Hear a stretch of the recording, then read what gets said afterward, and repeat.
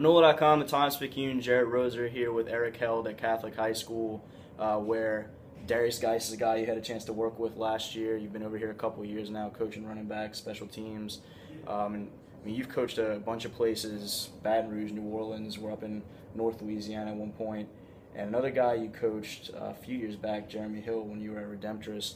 So we'll kind of talk about some of that. But, I mean, Derrius Guice, 161 yards and a touchdown just a few games into his college career. As much as some people might be surprised to see that, people that had a chance to watch him while in high school, that was Derrius. What we saw Saturday is Derrius Guice running the football.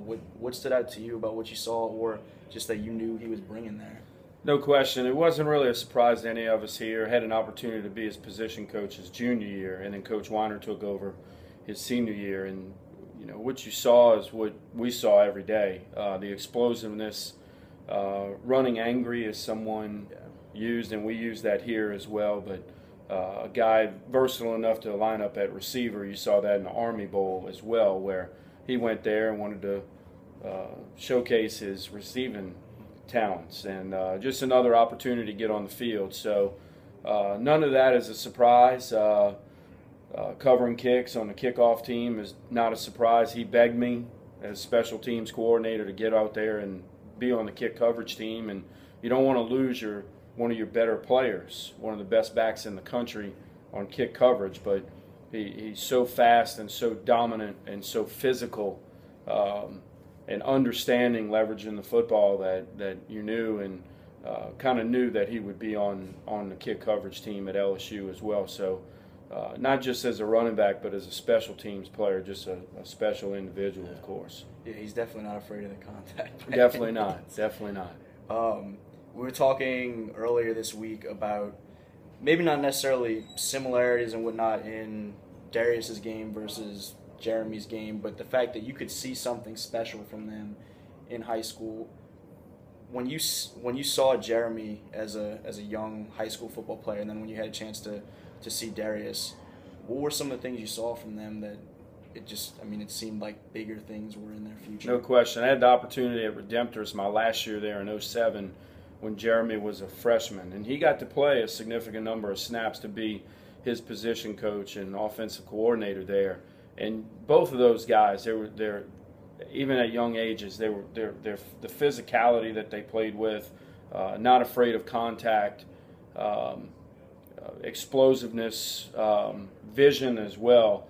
And both of them with running back drills, they always wanted a drill they wanted drills that incorporated more than just one drill, where they were challenged, and it helped the other backs as well. That was something that they wanted done.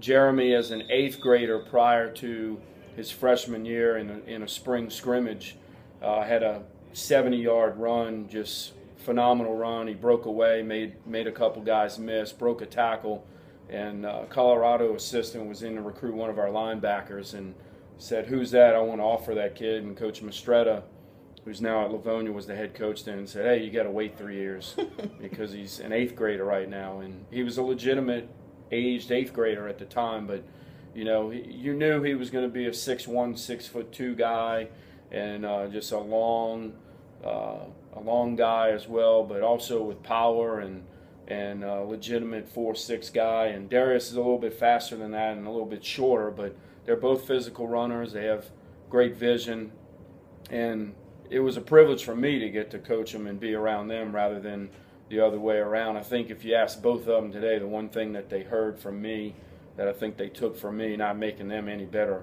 of a running back for sure, but the one thing I harped on them every day that I knew I could improve on them was just ball security and keeping it high and tight. So if they didn't hear it from me 100 times, they never heard it at all. So that was the one thing I think that I was able to bring to the table. Nothing with speed or moves or vision. You can improve something in drills, but what they have is gifted to them by God, and great genetics as well. And seeing them, nothing what they did at a young age in their first year at LSU, none of that surprising to anybody that was around them. Probably, I mean, even more bigger things for him you'd expect moving forward.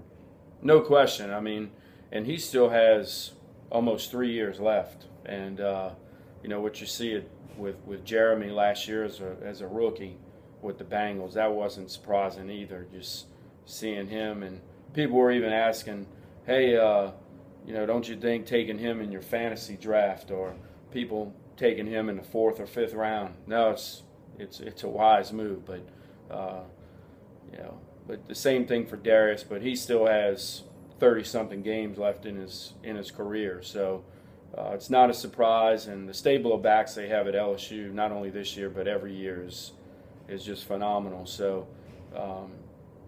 it's been a running back university with Coach Miles and Coach Wilson as well, and getting those guys involved and showcasing their talents. And they're always one of the top rushing teams in the country, and it's a right fit for both of those guys where they ended up. So it's a good situation for both of those guys to be in. And like I said, Derrius still has 30-something games in his career, and you know, if he stays healthy and everything else goes well, he'll be that same type of a guy that's highly scouted by NFL teams in a couple of years, and go from there. But still a whole lot of ball for him to play.